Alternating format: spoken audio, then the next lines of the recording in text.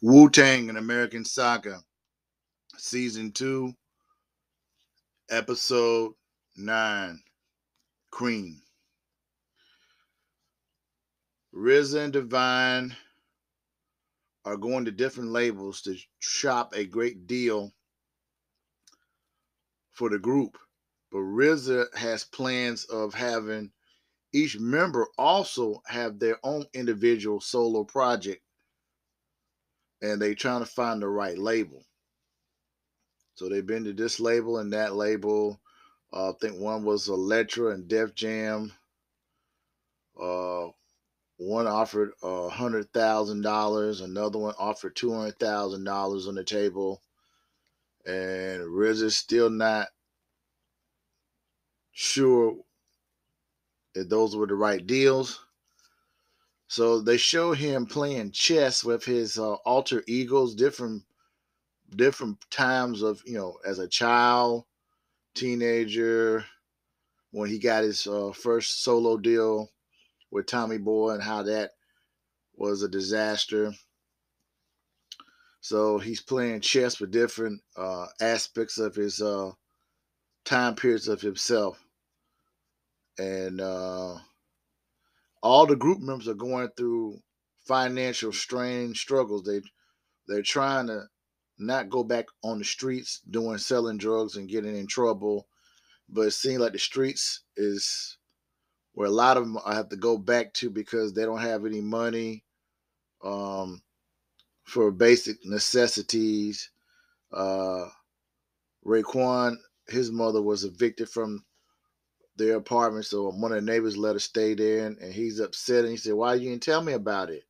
He said, I didn't want you to fall down a bad path, so that's why I didn't tell you." And he was upset, and they're working in the studio for what became uh, the Cream song, "Cash Rules Everything Around Me." Cream get the money, dollar bills, and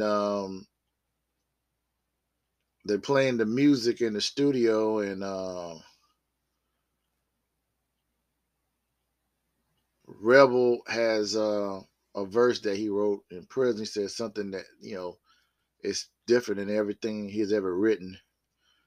So the RZA says, "Go ahead and quote the lyrics." And he quotes the lyrics. He said, "Okay, that sounds real good." So he puts it on, goes in the booth and lays down the track for that particular verse for the song. And then you got Raekwon's upset. He comes to the studio mad and talking to Power, and he said, "What you need to do is take your frustration, and put it into the studio on that album, on that record." So he goes in there, lay his tracks. We hear the song. Everybody's going through some struggles. Dennis and Cherie, which is Ghostface, he's going through troubles. They don't have a place. They staying with uh the brother-in-law and the girlfriend, which is Divine, and his lady, and Cherie's trying to get an application done, and he's looking at stuff on the street. The guy selling the dope on the street, so he wants to go back doing some stuff and getting in trouble. But the deal's not come in yet. And people are desperate. They're trying to feed themselves. They're trying to put some food on the table. They're trying to take care of their families. Everybody's stretched. And you know, Riz is really trying to find different people. They met with Def Jam. They met with Loud Records. Steve Ricken really wants to sign them, um, but he doesn't have a big budget, so he has to go to investors to give him the budget that he needs to get the Wu-Tang signed to him. And so, like I said, they everybody's going through their own personal struggles. Then they meet with Steve Ripken, and Steve Ripken wants to meet with Power, Divine, and RZA, and they said we could do this a meeting with the BMI representatives, and they need to do a showcase to present the group, and this will allow them to get the investors to back him on his independent thing with Loud Records. So they go in this ballroom or in this hotel room, and the guy says he's eager to meet them and whatnot.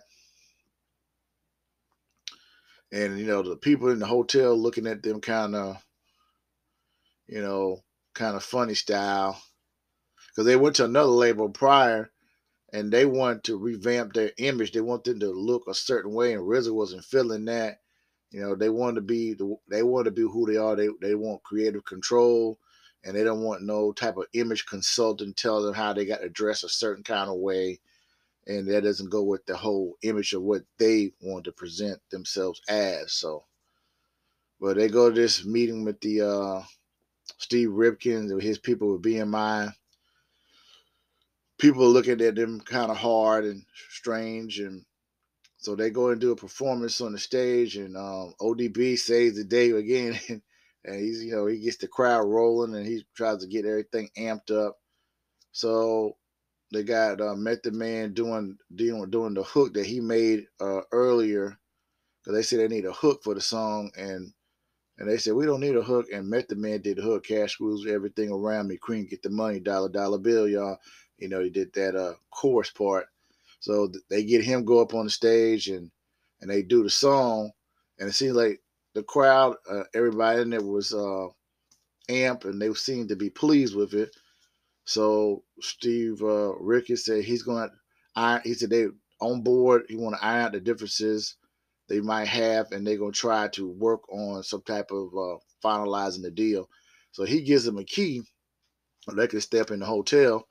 So they all the members go in the hotel room, and chilling, they drinking, and got on some Bodie B got on a bathrobe or whatever, and Mev is in there, and ODB and Raekwon playing around with fire extinguishers and shooting fire extinguishers on people in the hotel, and Ghost was in there. He was getting he didn't feel kind of happy, with the situation going to him and C.R.E.A.M. So he sees a couple that leaves out of the room. So he ties some type of thing around the door. I guess he can go in there. He stole some money out their room, so he can give it to C.R.E.A.M. And you have You God. He was pushing some weight for this guy, and the guy came to the studio. And he told him, "Don't you come back to the studio again, man. Don't you ever do that. Meet me at the such spot." So RZA said something to him about him. He said, "Well, man, this music thing is not paying. Like you say, it's supposed to be paying. It's not paying no money. And I got to do what I got to do to feed my family, feed myself. We got families to feed. Everybody want to eat. And I'm not eating with this music thing." He's like telling them, "Don't forget the goal and, what you sign on for." He said, "Yeah, easy said and done.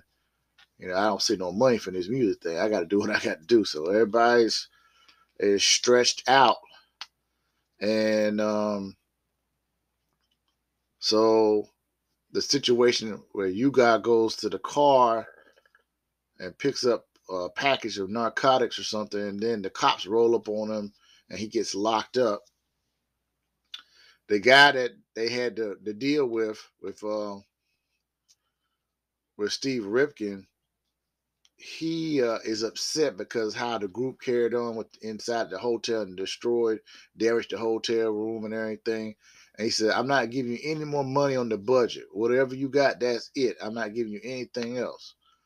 So Steve Ripken is still trying to, bat for the group and stuff, and he said, "Riz, I didn't want you to hear that. It's all good." And he said, I want to sign you, but I don't have as much money as the other offers for you." So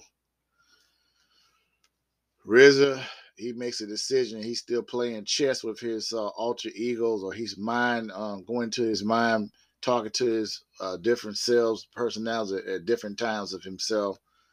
And he comes with a decision, and he goes back to the studio. And because Power and Divine are looking at the $200,000 deal, And they said, why don't you take that deal? And RZA like, no, know about that. He wasn't feeling that. And well, Def Jam said, we're not gonna try to change your image or anything. But they want everybody to be on Def Jam. But RZA got a different plan. And basically he comes back and tells them that he done made the deal with Loud Records Steve Ripken. And they was upset because they said, well, what about the deal for the 200,000 with the other ELECTRA? That was thrown out because of what they heard about the hotel incident, how they destroyed the hotel, the group destroyed the hotel. And what about Def Jam? The deal could be still there, could be not there. So, he went and made a deal with Loud Records, and they're kind of like, what's going on? Why'd you do that? And it goes off. So, yeah, interesting episode. We see the creative process of how they made the song "C.R.E.A.M" and what they were going through. You can feel it in the tracks, what they were going through, the struggles of with the song, making the song "C.R.E.A.M," and this whole thing with the music industry, not knowing if you're gonna get paid enough to feed your family, and then you're trying to stay out the streets and don't want to get it back in trouble, but then the streets gonna pull you back in because you not making the money. You got to eat, you got to survive, and so it is what it is, unfortunately. Well, this is it for this episode. Please subscribe to my channel, Mujihi72, if you can. As always, everybody, take care. Peace to everybody and have a nice day. Thank you.